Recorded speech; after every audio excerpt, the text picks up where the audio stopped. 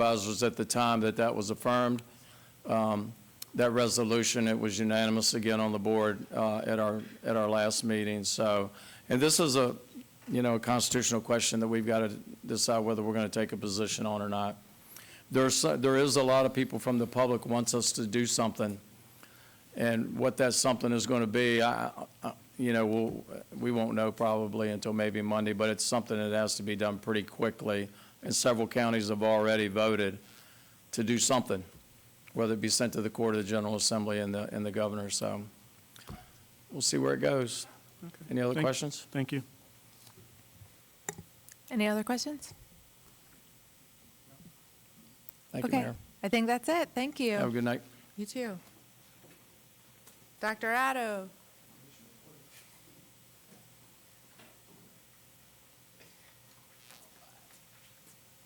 I forgot to mention the Scholastic Bowl regional champions. I assume you're going to do that now. Oh, absolutely, absolutely, Yeah. yes. Well, good evening, Madam Mayor, council members, and all those present tonight. Thank you for having me. I think I'm going to start, since it's budget season, and I gave this presentation to the board last week, Wednesday, and usually we do this prior to drafting our budget. I will go over a few slides with you before I make my highlights, my announcements of some of the success of the school division. Next slide, please. As you can see, we had 102 responses. I was a little disappointed, but I can't be too sad. Last year, I think we had 118. I fell a little short. I wanted to beat 118, but I couldn't get it done. 57% were staff members, and then we have 41% were parents, and you see the other pieces that add up to the 100%. And moving on to the next slide. The question was asked, which academic areas should receive additional investment in the FY27 budget? And as you can see, there are 4 that we're going to highlight in the budget cycle for the next school year. And they are as follows: competitive staff salaries and benefits. I think we're already doing a great job with that. We're very competitive with our surrounding counties, and we're excited about that. Academic programs and instructional materials, those are always going to come up every year, just due to our size alone, so I just want to share that. And we're trying to compete to get to that level. Student support services, which we are also gaining grounds. We activated or implemented Gaggle Reach Out. If you guys have been on social media, we put a call out. It's an online mental health therapy that kids can call for help, and it is a great program.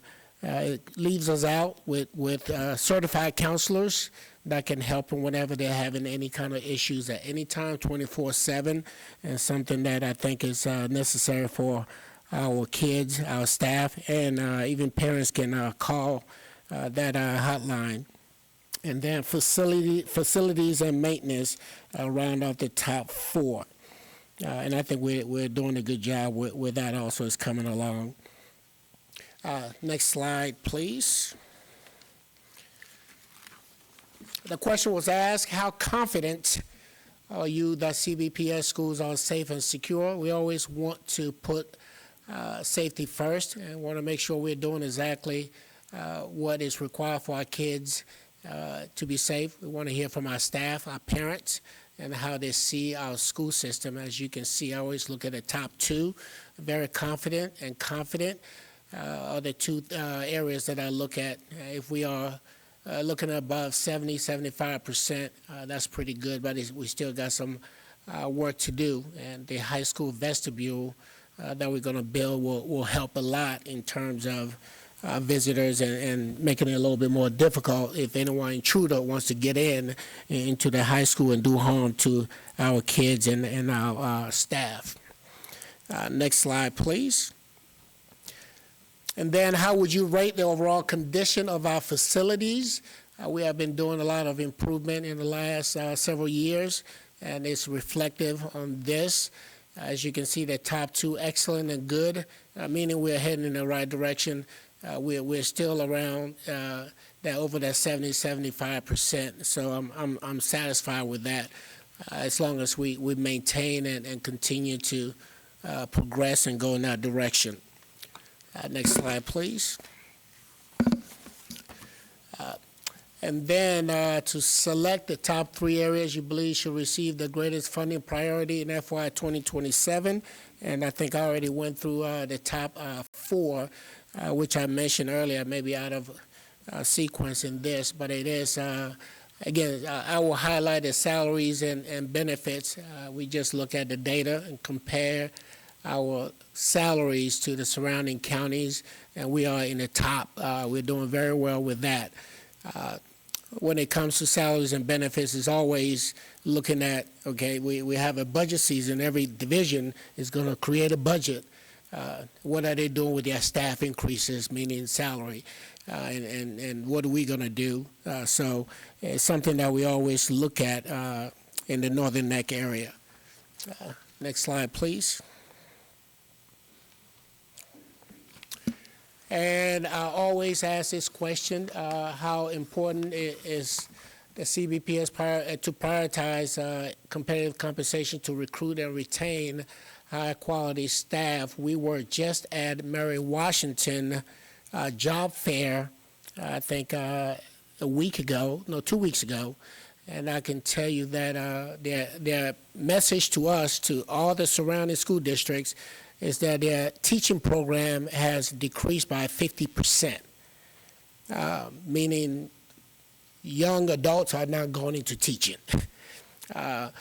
So what they're trying to say is that you need to find some alternative ways to recruit and retain your teachers. The most important thing is when you get them, try to hold on to them. Because they're not out there, meaning the high-quality teachers we want in front of our kids. So that was an important message. We've known that. That's why we're trying to grow our own. If we grow our own, most likely they will stay. And we have been doing a very good job of that. Thank you. Next slide, please. And then this, how are you willing to consider potential adjustments to local funding sources to support the school districts' needs? Now, it's split, I would say 70 to 30 of folks that are open to adjustments and those that are not, or undecided. No opinion, I guess.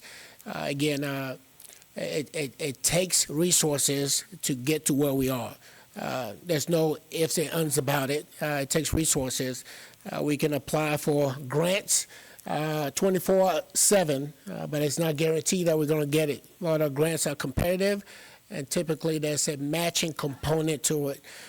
So we have to make sure we get the funds to give high quality teaching and learning in our schools. And then, next slide, please. We have some additional feedback. Folks have an option to write in things that they didn't feel were asked during this survey. And the first one, staff and compensation and workforce stability. I think I've spoken on that. We can move to the second one, student services and instruction. Of course, a lot of our teachers, parents want us to increase our services, meaning course offerings, for example, CTE courses, AP courses, dual enrollment courses. Those are things that is very difficult to do it in a small division. That's why we partner with the Northern Neck Technical Center and RCC at the Community Center to offer those courses. But we'll continue to see how we can support those courses as we move along. And next slide, please. I think this is the last one. Safety and student well-being. I think we're on our way, and I will highlight, since this was mentioned earlier by Mr. Williams, I know this has been mentioned to me several times, and you see the school resource officer presence at the high school. There is a missing piece that students have noticed, parents have noticed, and staff have noticed.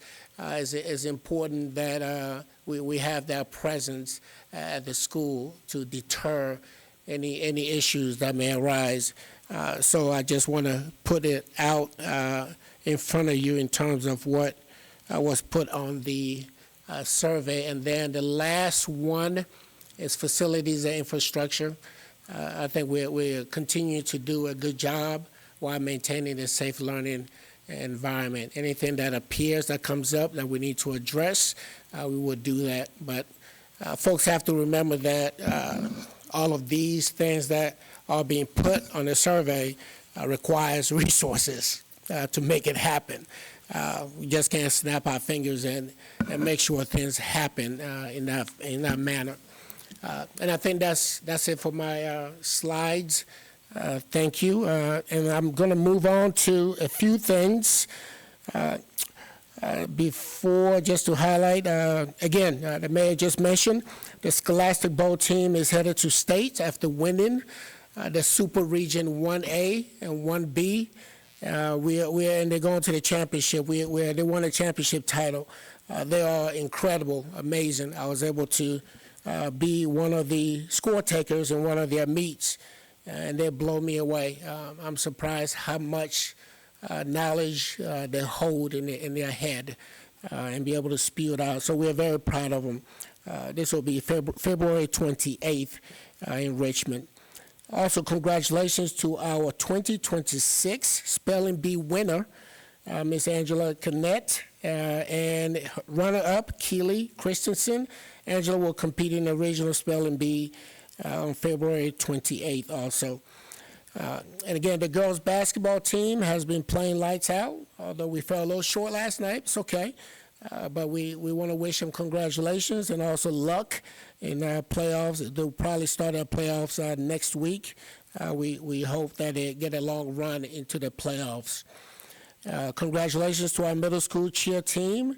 They came in second in the cheer competition. I wasn't there, but I heard it was a packed house. And I'm so happy they could make that happen. I think the varsity has a cheer competition coming up the middle school, this Saturday in King George High School. I want to say congratulations to our bus driver of the month, Miss Wanda Reed. She is truly the best. I think she has been driving for Colonial Beach Public Schools for about 40 years. 40 years. That's a long time to drive a bus. And we're very, very proud of her for her dedication and commitment. Just to put this out, March 10th, 12th, 16th, and 18th has been designated as pre-K and kindergarten registration dates for the next school year. I think we have a lot of spots that are being filled already. We have publicized that for next month. It's a process. It's not just registration. There's a lot of assessments that have to go on when we put kids in kindergarten, and pre-K. So it's in March.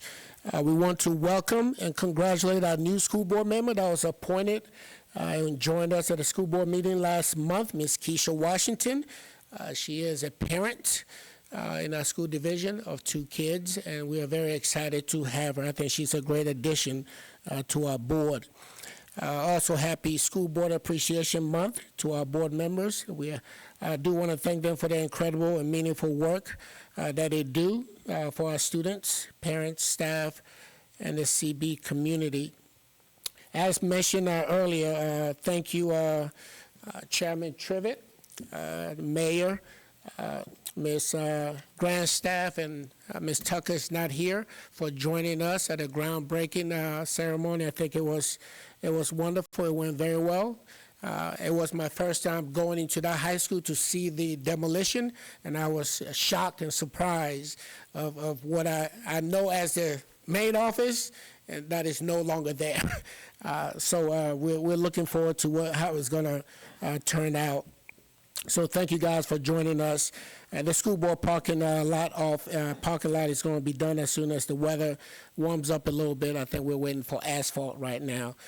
So that's a lot going on.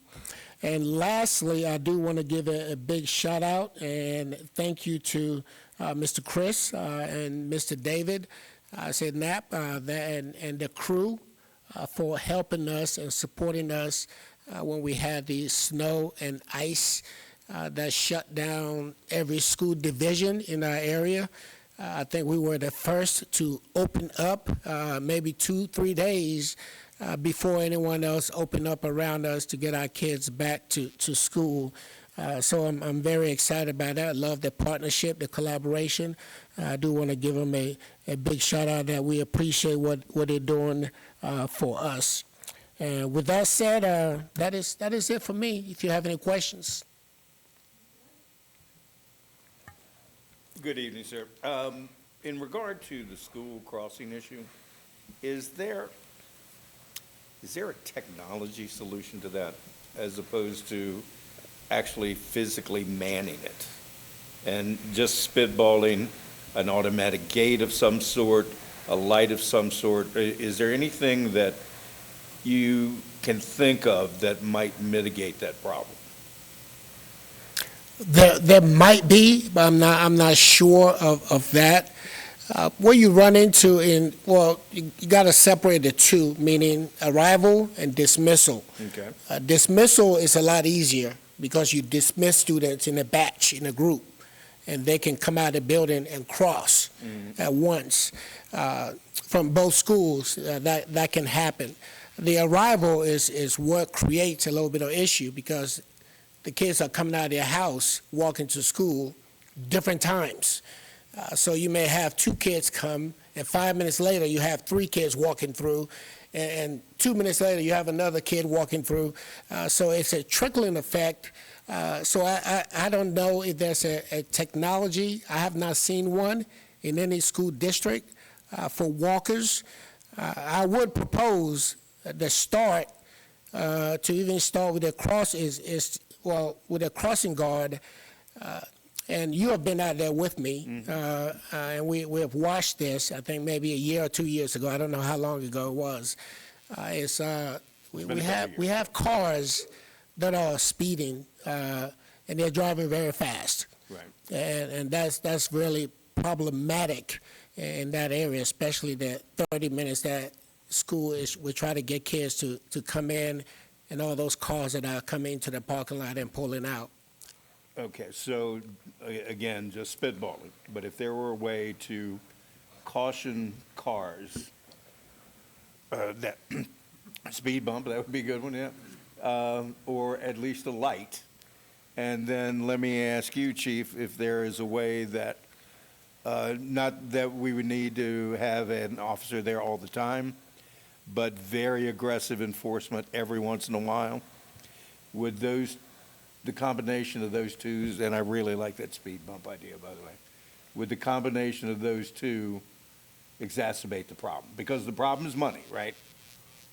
I would just say that this probably warrants a traffic study around that and not, Okay. not just an off-the-cuff idea. And I don't mean that it's not a good idea. No, It's just that, but the point is we need to get to it. yeah, there is, I don't know if through Safe Routes to Schools, if there are some resources for doing some traffic study on mitigation like that. I know Montrose got a flashing speed sign for a pedestrian crosswalk there that is pretty prominent.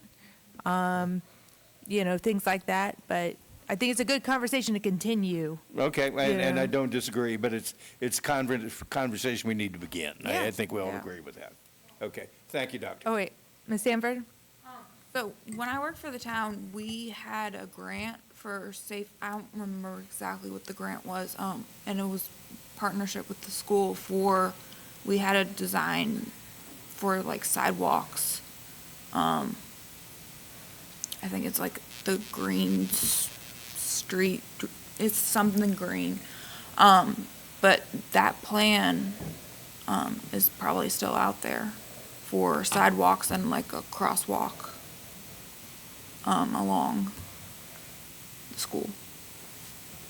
Yes, Mr. Williams? I was just going to mention, I had mentioned the Safer Routes to School before, and I talked to the prior grant writer, and he said, because I asked if we could apply, and he suggested maybe the school apply. So perhaps there's maybe a way to partner with the town so the school and the town can work together, because I know it benefits both the town and the schools. Can you send me that information? I think, The Safe Routes to Schools grant? Yeah, I'm sure the town. And to Ms. Sanford's point, there was a sidewalk designed for First Street under a Green Streets, or I don't remember exactly the name either, by an engineer. And so if you couple that with the Safe Routes to School grant, and you already have the engineering done, you know, sometimes that tees things up a little bit better. But I have heard that the school has to be the applicant, and the school was the applicant for our prior Safe Routes to Schools grant that we had about 8 years ago, maybe, something like that. Do we have the documents for the engineering of the sidewalks? Somebody should, I might have a copy. Yeah, one of us has it. Okay. Mhm.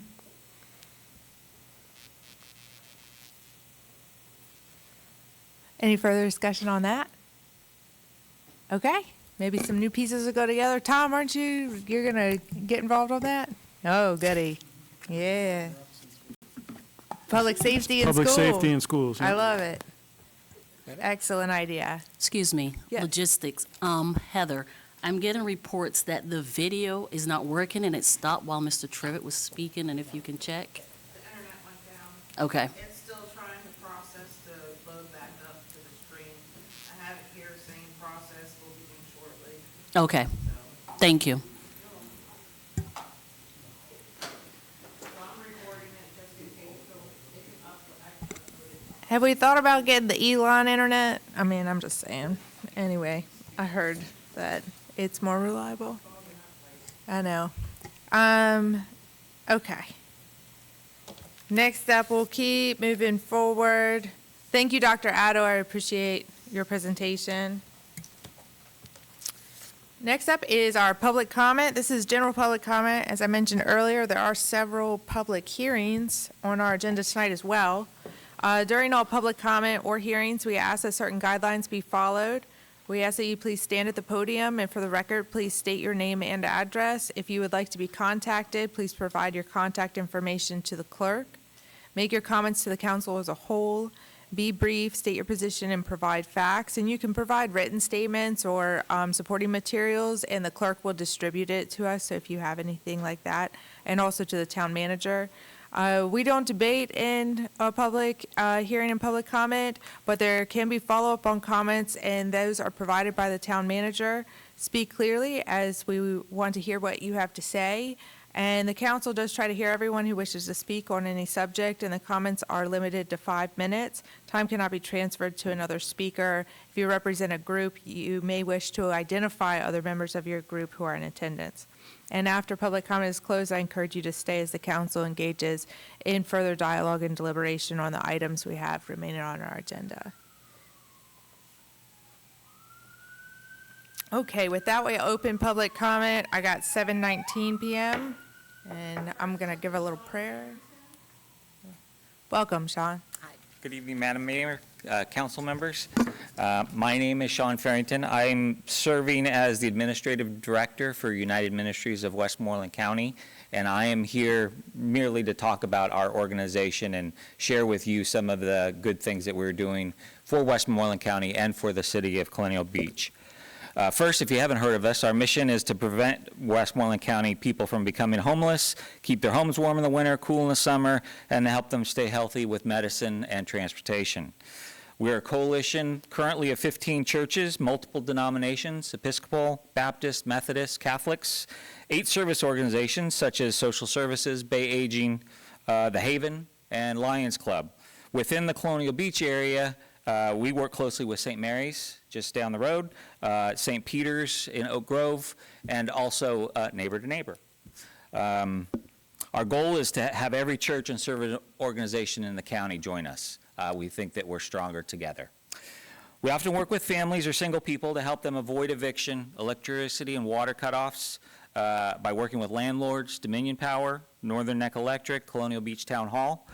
We also work with local motels to place people in emergencies or severe weather conditions. UMWC has an office in Montrose, which was donated to us by St. James Episcopal Church, right there on the main road. Individuals are referred to us by the churches or by social services. Sheriff's Department has referred them. Teachers at Copel Elementary have made referrals to us. So we get referrals from all areas, and we contact, or they contact us, the clients. We meet with them directly and gather the information, verify that they are members of the county, and validate their needs. And then we work through their problems face-to-face.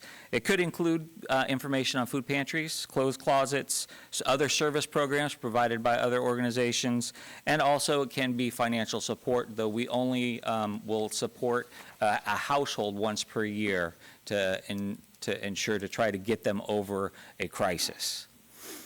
We'll often partner with other organizations if the need is greater and need of larger amounts of money. Since our inception in October 2024, we've helped 150 families representing over 350 residents of the county. We have assisted within the city of Colonial Beach 61 persons. We've provided over $70,000 in direct services to families within the county. Of that amount, roughly $9,000 to $13,000 has gone to people within the city of Colonial Beach. Approximately half that money is provided by the coalition churches and social services. The other half was provided by UMWC's internal budget, which was made possible by a grant from the Jesse Ball DuPont Foundation last year and also by individual donors. That grant expired at the end of 2025. As an example, last November, we assisted several individuals who lost their residence to fire here in Colonial Beach. In partners with St. Peter's, we put them up in motels temporarily until they could sort out a more permanent solution. We also helped them with clothes, and from the clothes closets, Nominee Baptist and also St. Peter's opened their thrift shop to them. Our county is a wonderful place to live, but our friends, neighbors, and family often face big problems. Many of our homeowners in Westmoreland County spend so much of their income on housing and electricity. Primarily, they have trouble putting food on the table or buying medicine that they need. These lead to difficult decisions when someone suffers a disruption, car breaks down, they have an injury in the family, they lose their job, or a death in the family. All of those have come up. They have a crisis and an unplanned financial need, and we hope to try to get them back on track before their crisis spirals and they find them in too much debt to dig out of. Our client volume is growing, so we need your help to keep the program running. As our name gets out there, we're learning of greater needs and are working to solve more complex problems than just paying an electric bill. We have residents that live in older homes with no heat or water, no affordable way to fix them. We have residents desperately seeking a place to live and can't find affordable housing.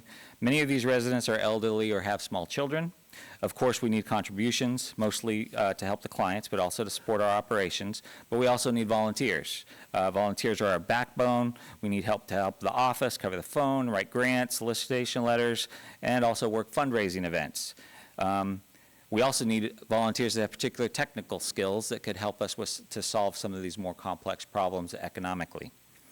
If you'd like more information, we have a website. It's westmorelandunited.org, and I also put... Thank you, Sean. I appreciate it. I hit my time. You All right. did, but you can leave any information with the clerk, and she can disseminate it to us, and you had a lot of good information and Sure, statistics and absolutely. stuff, so. I left the flyers and cards on the table outside. Perfect. Thank you very much. Welcome, Mr. Taylor. Well, hello, Town Council, staff, friends, family at homes. Bill Taylor, 122 11th Street, Colonial Beach, Virginia. And actually, I just came here to sit and talk to listen about the trash truck as a resident. But an email I got today from Treadwell Davison. A couple years ago, I was talking to Coach Steve Swoop out on the route on a Friday morning, and he says, you need to go talk to Treadwell Davison. He was starting a new program. So we contacted, I got to meet Sean in the West United Ministries of Westmoreland County. And we are reinforcing everything that they're trying to do here in town. They work way out into the residential areas, and we're trying to reinforce their works here within town. Another faith-based organization, just like Neighbor to Neighbor, that we strive to take care of everybody that we can take care of, whether we're finding out our seniors, of course, but then there's other folks that need like a medical supply closet and stuff. So I'm just here to reinforce United Ministries of Westmoreland County, and thank you for your time. Thank you.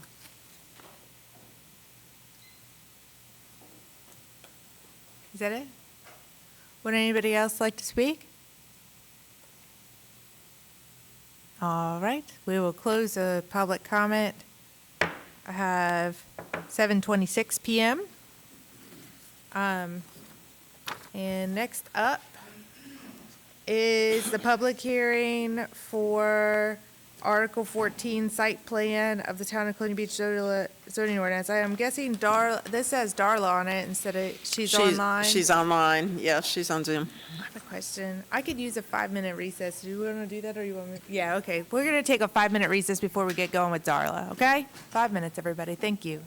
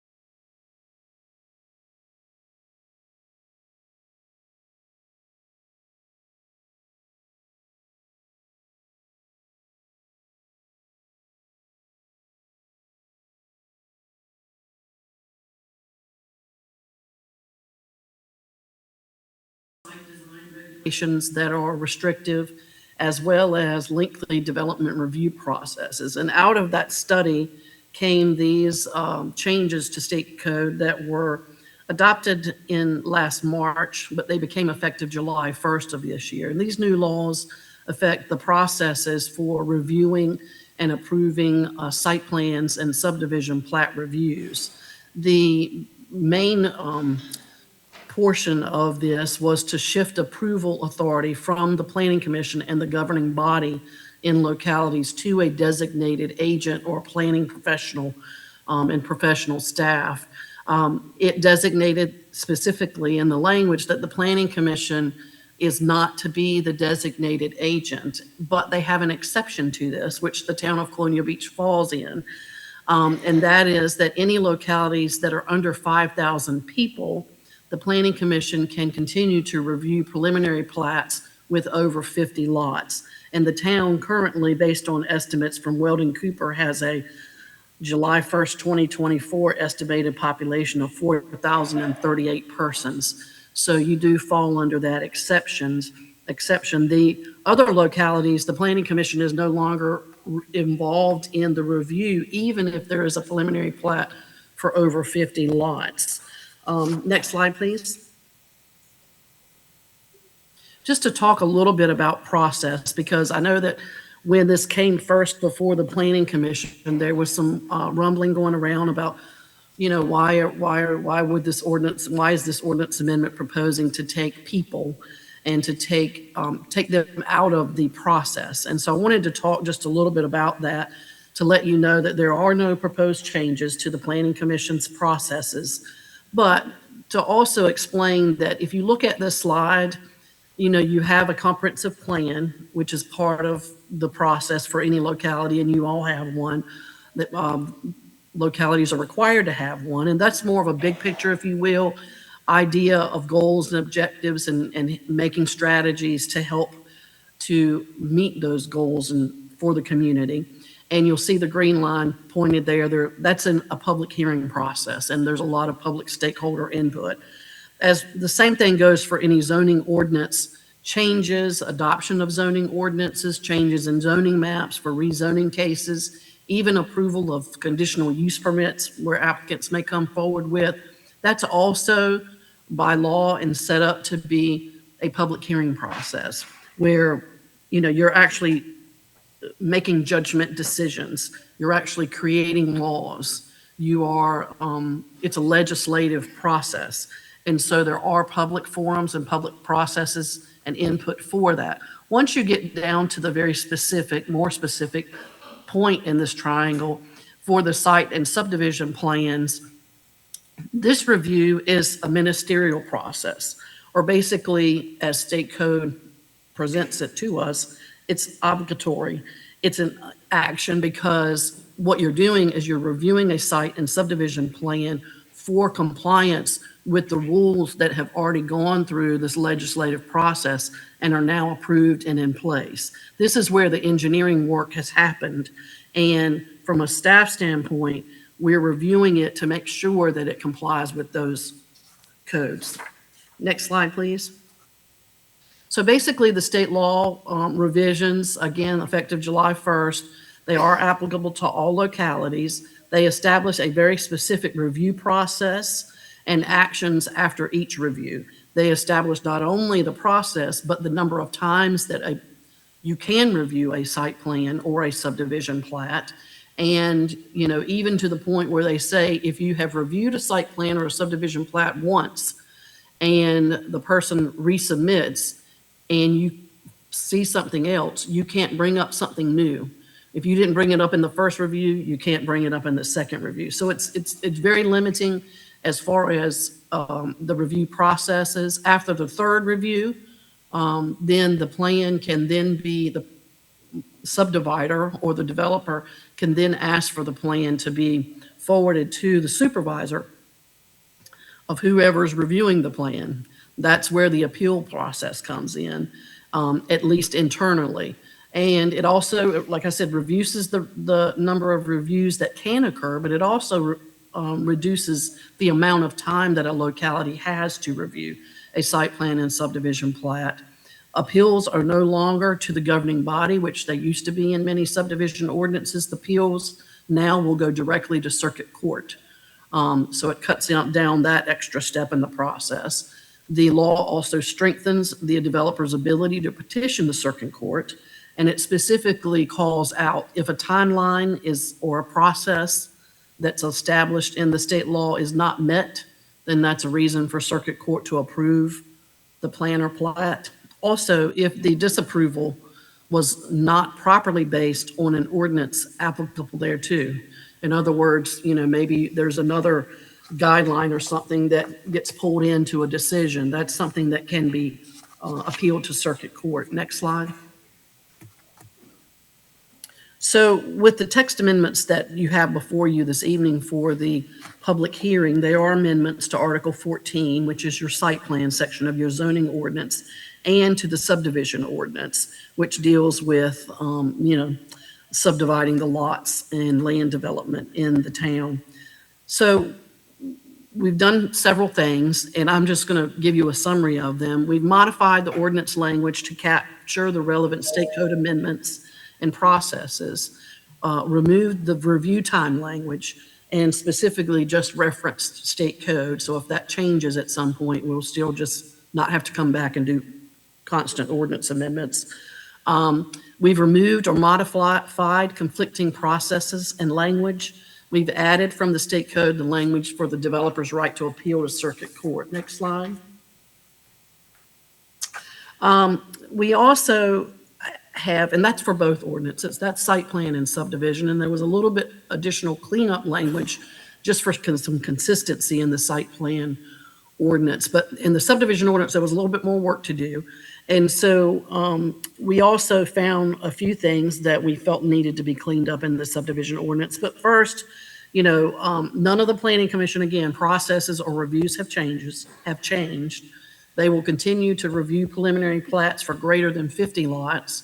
They won't review preliminary plats for fewer than 50 or fewer lots. And staff will continue to review final plats, which they did before. The subdivision ordinance, in addition to the changes that I mentioned before, we're also clarifying the required versus the voluntary preliminary plat submittal per the state code. We removed the definition and process for concept plats being submitted. The reason for that is we didn't want to be in conflict with the state code, and the new state code processing talks about not delaying an official submission.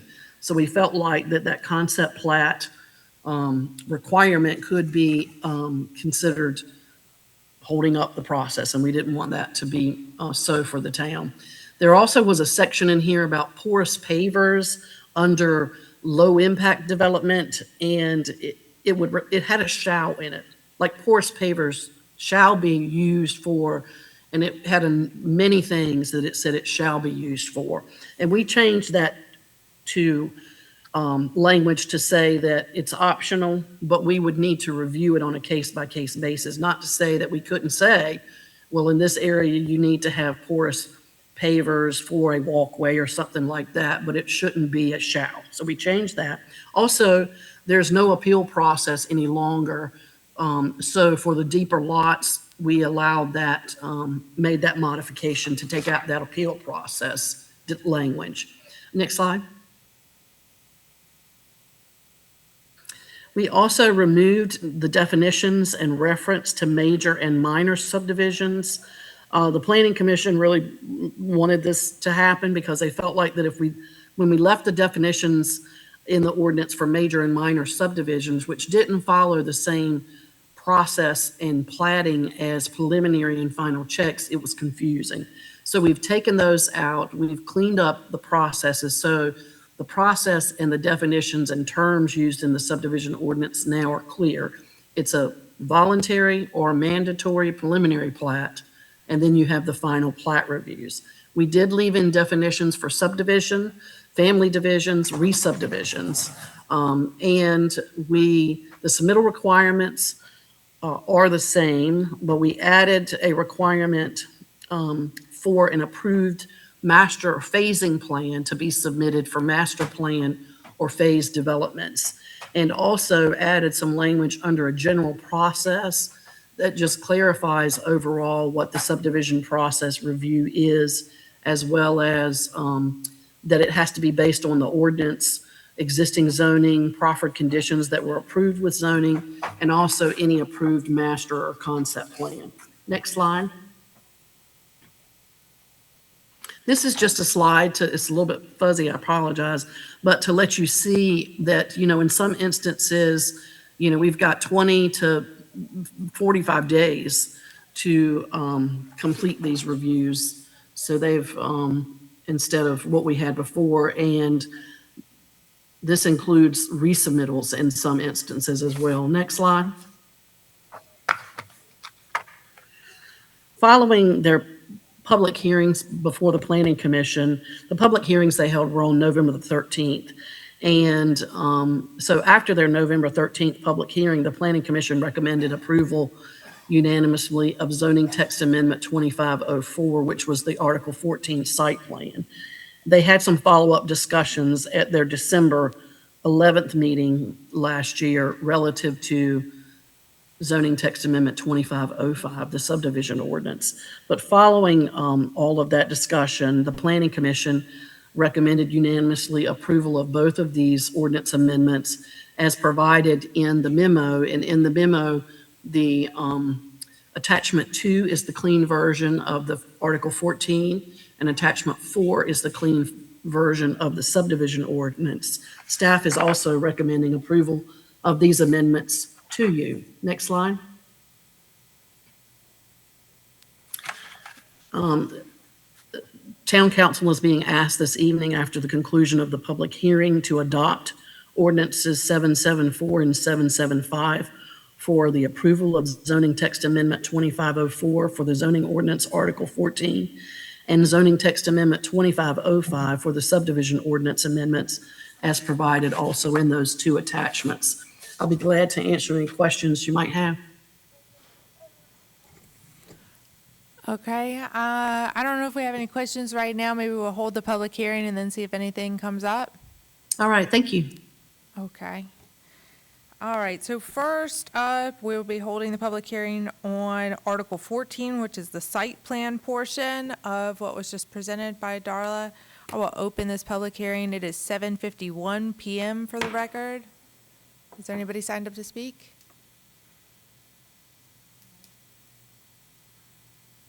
All right, I give it a pause. Okay, I'll close the public hearing at, we'll say 7:52. I don't know if I waited a full 60 seconds, but everybody shook their head, like physically shook their head, no, I'm not coming up to speak, so. Okay, and I'm gonna go ahead and subsequently hold the next public hearing, and then we could discuss them post that. So the next public hearing is for the amendment of the subdivision ordinance, as Darla just explained, and we'll open that at 7:52 PM. I'm gonna do that loud for your little recorder over here, Heather, and you can, I'll wake you up when you listen back to it again next time. Nobody signed up for that one either? Okay, all right, we'll close that at 7:53 PM. Okay, so both of those have been presented to us. And are there any questions for Darla? This isn't our first time hearing about this issue, and it's been talked about. There was more excitement, I think, at the Planning Commission level when some of these these laws got passed down, and there was a lot of confusion around that. I think it's been flushed out considerably since then. Yes, Mr. Williams.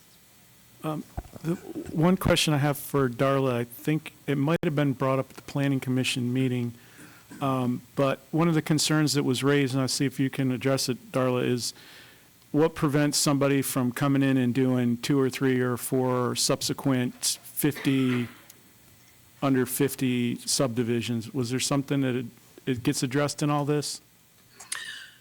So, yes, sir. Mr. Williams, we did talk about that at Planning Commission, and that was a good point that they brought up to say, well, there are, a few areas in town that are large enough that might, develop for a certain number of lots or greater than, 50, even more. You have some existing zoning that would allow more lots than that. So what we did was we added two sections in the subdivision ordinance that weren't in there originally. And they both deal with requiring a master plan.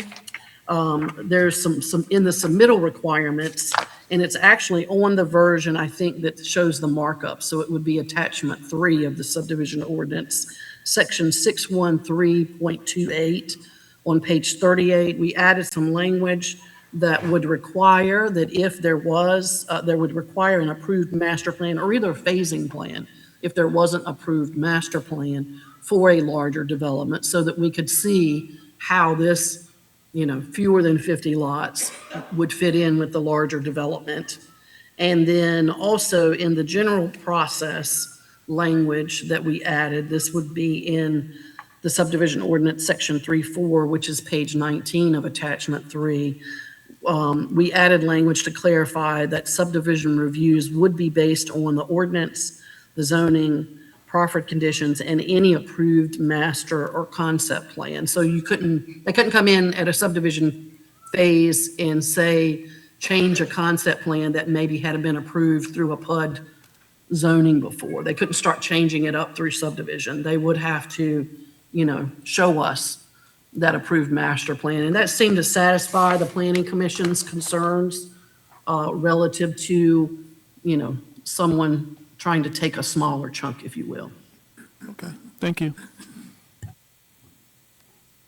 I have one quick question. Powell, have you reviewed all this with the state code and feel confident about that we're in alignment? There is currently legislation happening to be voted on to further restrict locality processes of housing developments right now. So this might continue to change, but Yes, I have looked at the Virginia code, and all this fits in with the Virginia code changes. okay. Excuse me, Paul, Yeah, is that's- this the one that you had referred to back in December 11, where you had gone through some of those changes you had mentioned that needed to be done? I'm sorry, I didn't hear you clearly. Was this back in December, on December 11th, when you had gone through some of these changes and approved to have some of the text? I can't remember if it's December 11th or not, but I have read through it several times. And so it's. And you agree? I think these changes are all good. I think it was very well thought out and a lot of good input from Planning Commission. Okay, thank you. Mr. Wood? Yeah, and to the mayor's point, the fact that it might become even more restrictive due to state law, this is an excellent reason to go ahead and get this passed forthwith so that we can at least, any processes that can begin under the less stringent requirements. Would you agree with that? Yes, I don't know the particulars of the state law. I know that I read an article, it was probably about a month ago. I haven't kept up with the current litigation, but there were several things that the legislature was going to consider as far as affordable housing and trying to make housing more plentiful. So certainly zoning and changes to subdivision laws fall under that. Yep. I thought it was smart for you guys to reference the code, and we don't have to hopefully come back and amend the whole ordinance again when they change it at the state level. But anyway, that's a whole nother subject, the state level issues, so. Okay, any other questions, discussion? We want to put a motion on the floor. I think we should do them separately because they're separate public hearings. We want to put a motion on the floor for ordinance 774. So moved. Is there a second to that? Second. Okay. You let someone else take turns over here? Okay, I'll do a roll call vote. Grandstaff, Aye. Sanford, Allison, Aye. Wood, Aye. Larson, Aye. Williams, Aye. and I vote aye. All right, next up, when we get a motion for ordinance 775, subsequently to amend the subdivision ordinance? So moved. Unison? Second. There we go. Okay. Probably second. Is there any further discussion on this one? All right, I'll go the opposite way this time. Wood? Aye. Larson? Aye. Williams? Aye. Grandstaff, Aye. Sanford, Aye. Allison. Aye. And I vote aye. Next up, communications facility. Welcome, Ms. Lawrence, again.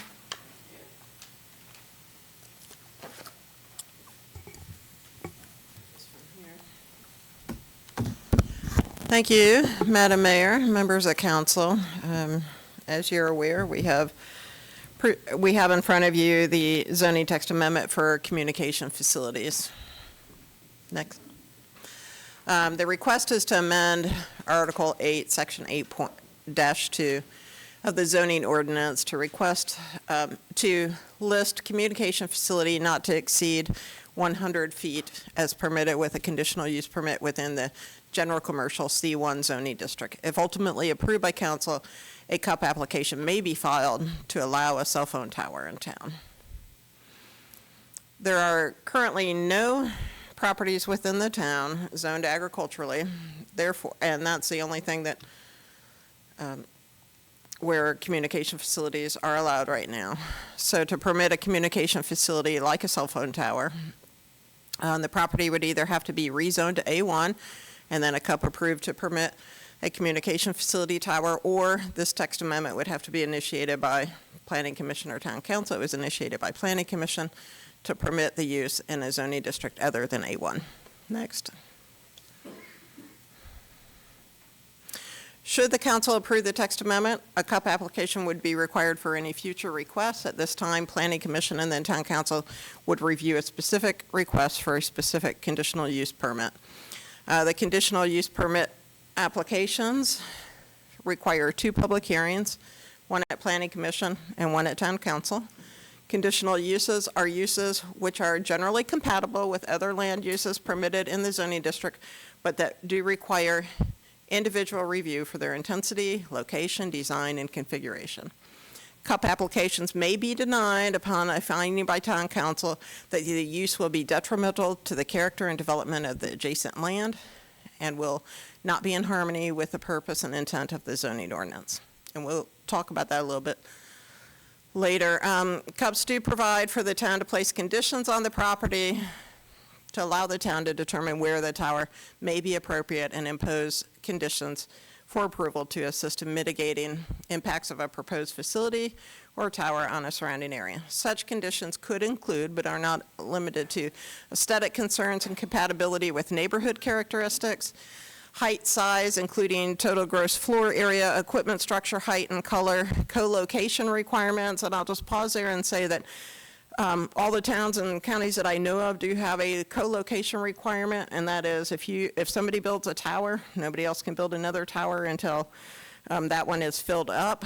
The people that we know that may come forward with a CUP application would have 2 additional co-location antenna spaces after theirs. You'd have to see at least 3 other companies come in if we had that policy. Prohibition of commercial advertising, signals, lights, illuminations, except as required by FCC.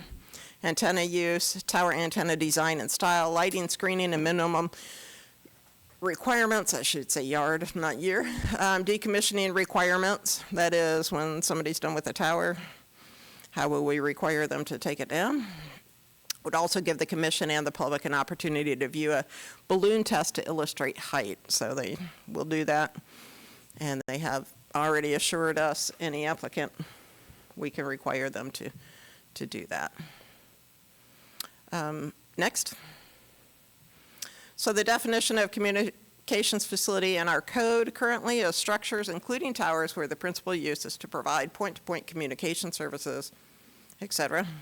It's currently only permitted in the A1 district. The height regulations for A1 say that permitted structures may be erected up to 35 feet from grade with the following exceptions, church and so on. So next. So right now even A1 doesn't allow a 100-foot tower. Somebody asked, sorry, it's not very clear, but somebody asked for me last month to illustrate the C1. So the C1 is a purplish blue color that you see there. So it's basically There's a section over by the restaurant, and then coming down by Food Lion, down Colonial, a portion, and then a couple of the marina areas.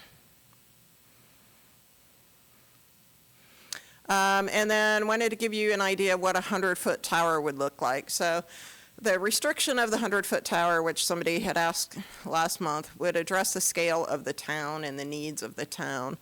100-foot would be suitable for the scale and would be suitable to meet our needs in our area of the town itself.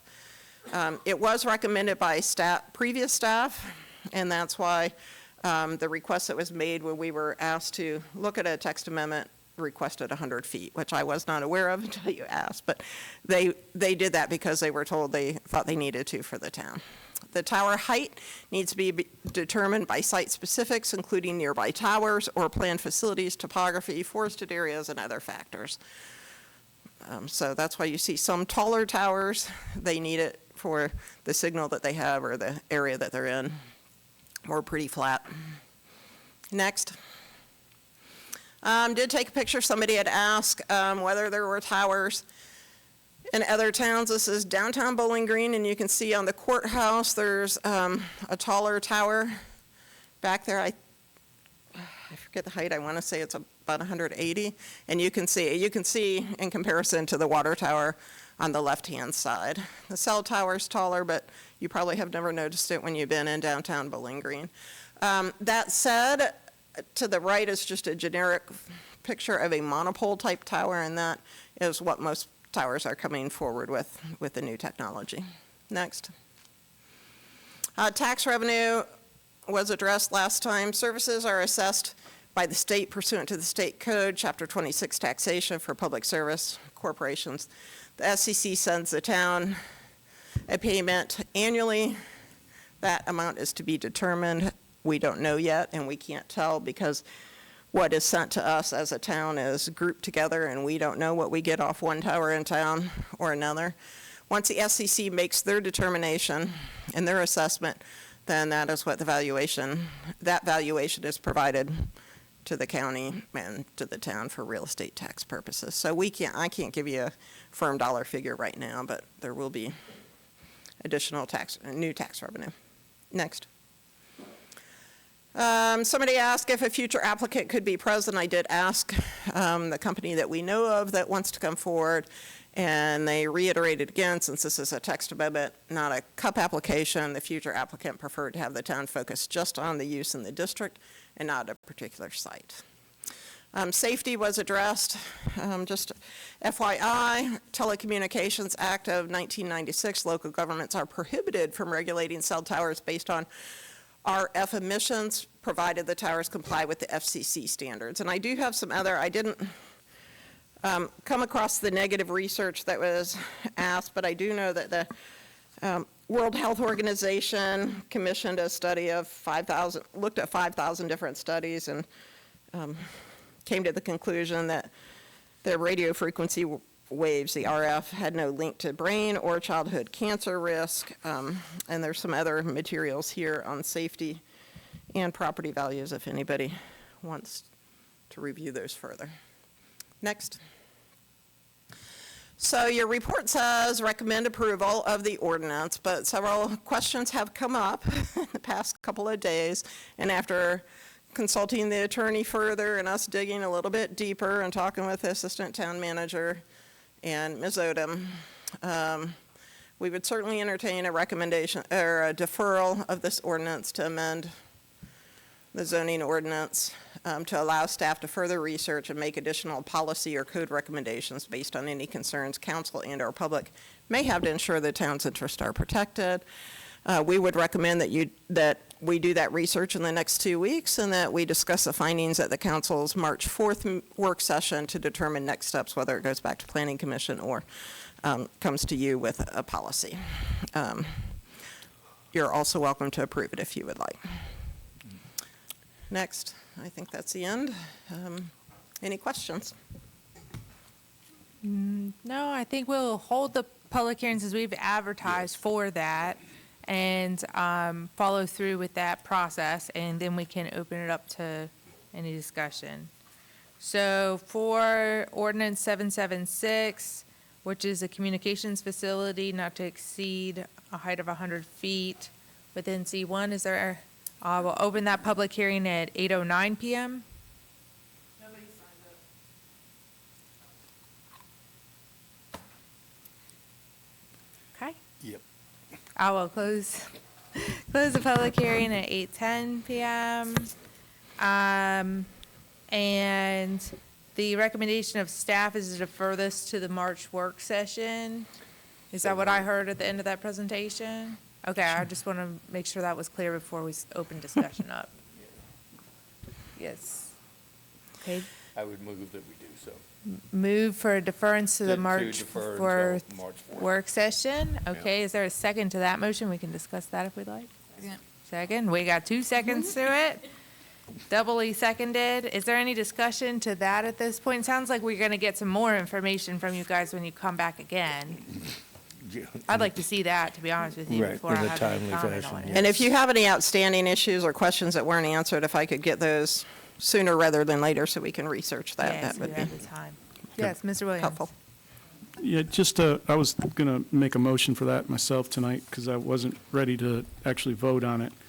I've gotten some concerns from the public, so I guess maybe this information will be helpful, but I did my own survey, but it was only for a day, and I put it on all the different social media sites, including Nextdoor and Columbia Beach Community News and all the different sites, and I got like 63% said no, 29% said yes, and then 8% said more information needed. That was about 70 total votes, like a couple percent maybe at the community, so not a huge sample, but some of the things that were brought up is, people, are smart enough to know that, yes, this is a text amendment to allow them, but they know it's for a specific applicant, so they want to know what's going to happen. Like, what do they want to do? And I think that's where the community, at least in my opinion, is right now. They want to know what the proposal is, how it benefits the community. Is the community going to make any money off of it? Is it going to help with cell service or internet service or those things? And I know that the applicant doesn't want to necessarily come and speak, but because this is for them, I feel like they really should. Well, unfortunately, we can't pound our hands on the dais and insist that they show up. No, we can't, but we could also say, hey, we're not going to approve something like this without, the community's not going to approve something like this without. Well, actually, frankly, if we had our internet go down once tonight, I'm certainly not going to be in a situation where I'm going to tell people to continue to use a plastic brick to talk to each other on the phone. So, So this is you're for. 1-7, Mr. Williams. All right, hold you're- on. Before we start an argumentative thing, I just want Well, to I see need if. to at least respond. Absolutely. You have an opportunity to respond. I just want to make sure that the whole discussion is not hijacked by only 2 of our council members. Is there anybody else that would also like to speak about this? Yes. Yes. So also looking into other research, it looks like a lot of the, like local zoning laws, they do like not just cap it to 100, they typically do it to like 199 feet.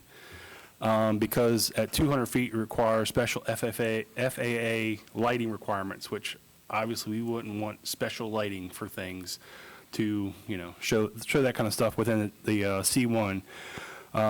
So, my proposal would be to kind of like look at the other areas. I mean, we're pretty flat, so I mean, we could probably get away with a little bit lower, but like what they're saying is, although someone is coming forward, we need to look at it holistically and not a single point of, because they may come in and say, nope, we're not doing that. It's not good enough for me. I'm going to go somewhere else. We got to look at the next person that may come. So I think probably looking at a proposed of 199 feet or lower may be an option to look at it. So, we're not bending to one person. We're bending to fixing the text amendment to allow it to happen. We obviously all want better internet and better cell phone service within our area, and putting it, smack dab close to here works great. So that'd be my only suggestion. I guess the question I would have is, do you want are you just concerned with the service within the town or broader out? I mean, all the above. I travel a lot. Okay, gotcha. Wherever I can go on my golf cart, Angela.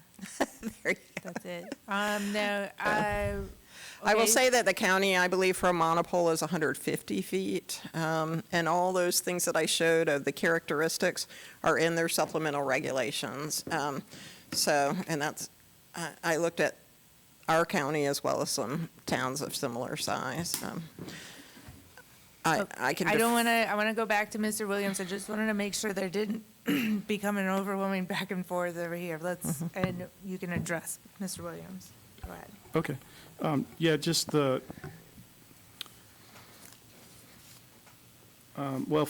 thing you mentioned is the 100 to 150 feet. We advertised for 100 feet, so I don't know how that impacts a new advertisement. That's just a side point there. And also, yeah, I want better cell phone service and internet service in town as well, but we have no clue if what's going to happen is going to benefit either one of those. So that's why I'm asking what they're proposing as a benefit. And also, we got to, consider that there's a lot of citizens that have a lot of concerns. Like I said, just a short survey, the vast majority are saying, no, they don't even want towers in town. So if we're going to sell this to the public, we need to provide as much information as we possibly can. That's my main point. I have a question. Did the survey have a picture with it? Did your survey have a picture with it? Was it accurate? It was a map. It was a cartoonish, it was a zoning map. I'm just wondering if we're giving the correct impression comparative to the facts, because we don't know, right, what this thing's going to look like. So I think there are definitely, we want to make sure we are providing the facts. I agree, we should definitely have facts. That's why I'm asking if we can get them. Well, right now, the voting on the ordinance change is about whether or not we would entertain an applicant at all. That's what this vote is Right. about, to me. Right, and If we are not going to entertain any applicant for this, then the answer in your vote would be no, and move on. And if you would like to hear more details and entertain an applicant for it, then the answer would be yes, because possibly with conditions, possibly yes.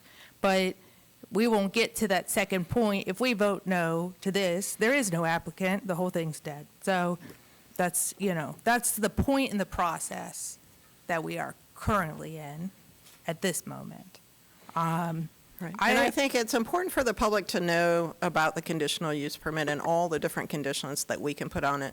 Separate from proffers, when a rezoning comes in, they have to proffer. We can set the conditions, and if they don't like the conditions, then they don't have to come. Of course, we will negotiate with them and try to work something out, but we are the ones in control of a conditional use permit. And I don't know if the public knows that or the height restriction, so. I have one more thing, though, that I'd like to see about researching is, rather than building a new tower, we do have structures that meet these heights. Is there a way to accommodate? Sure, they looked at something? that. I did ask that question months ago. They did look at the water tower. They were encouraged to look at the water tower, and it was not a feasible solution. I think with the town facility, nobody's here to address that right now. And that's the most probable place. I would like to understand a clear reason why Okay. that would not be possible, Okay. I will look that study up and bring that back on the 4th. rather than building a new structure, right? Sure. Yeah.